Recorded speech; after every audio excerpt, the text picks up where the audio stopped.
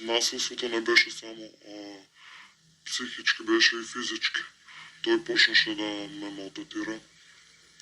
Ме малтретираше пред моите деца.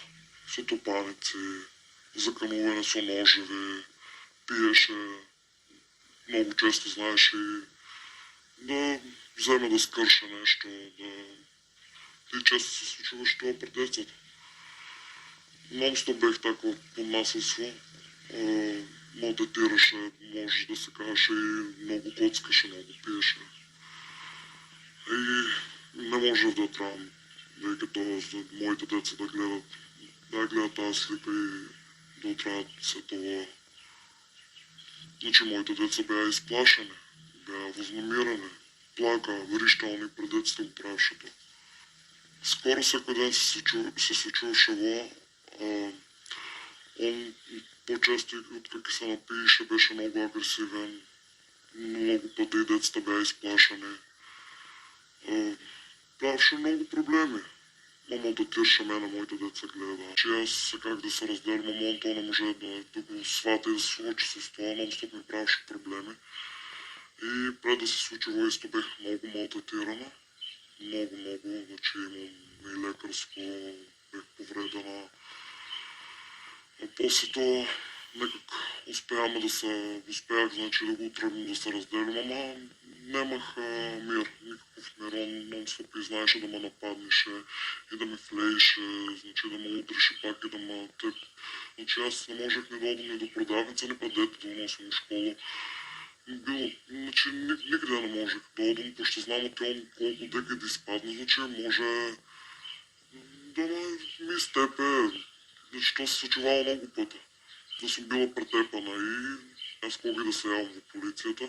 Все нещо дали ки имат някаква събрекайка или било шо.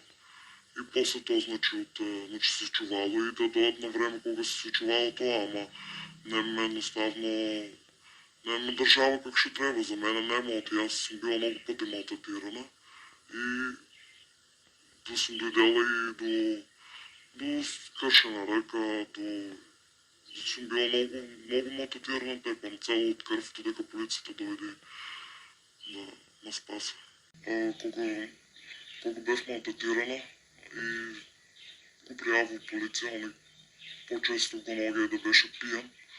Кога беше претерано пиян и не можеше да се свести но и с полицията водеше, знаеш, така се закановше. Насите по-точно насите се закановше и едноставно немше така от никой страх на всеки един.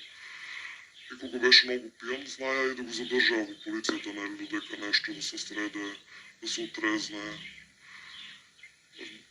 Кога аз в полицията давах изява, значи как да бим защита на оня и non-стоп му патава, за да отдам го социалното да го решим този проблем.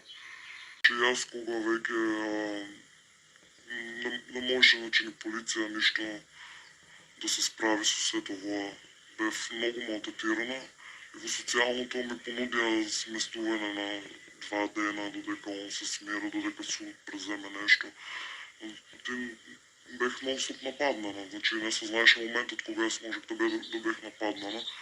А аз съм с 2 деца и нормално социалното понудия, за да ме сгрижат негде, за да може да се смира ситуацията. Ма понудия, ама ми кажа само, оти може да ме носят негде. Кажа струмица с Скопие и толкова беше.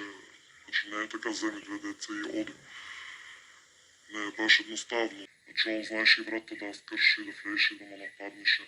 Додека дойше полицията се е джава. Полицията само можеше да дойше, направите да го взема и да го носа, знаеш, изяви волата, да го затворя, ако беше пиян. За да помише само вечерта. А утрата ден ще се случило с мен, това мое, аз само се грешавах и пак звонах. И нека зная да кажа, значи не можем ние да чуем 2-4 сата да стоим. Значи бех едноставно само. Он non-стоп върши притисък, он non-стоп ме малтретираше, он дека ме застанеше, значи стално имах исто приела полицията знатно след център, бех тепан от него. Бех малтретирана. Имаме сведоци, значи за да беме на суд. Значи после тази дешавка беше, немше 10 дена, ще бъдем повикани на суд.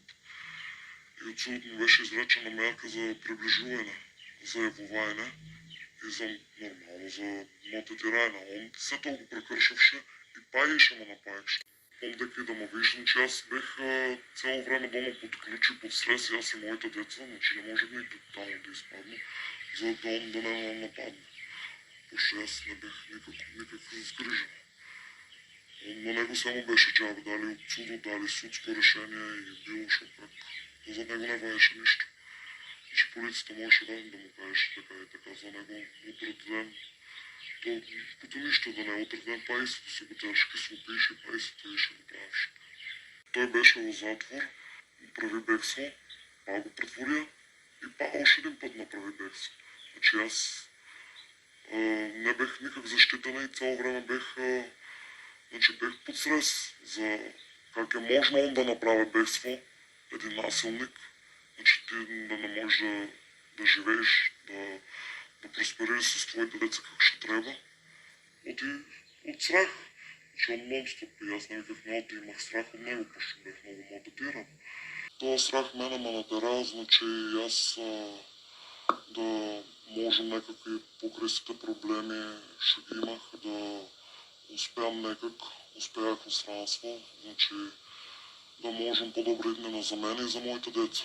Мое мислене за полицията и аз не бех задоволна, защото коли да бех нападнана, значи не бех защита.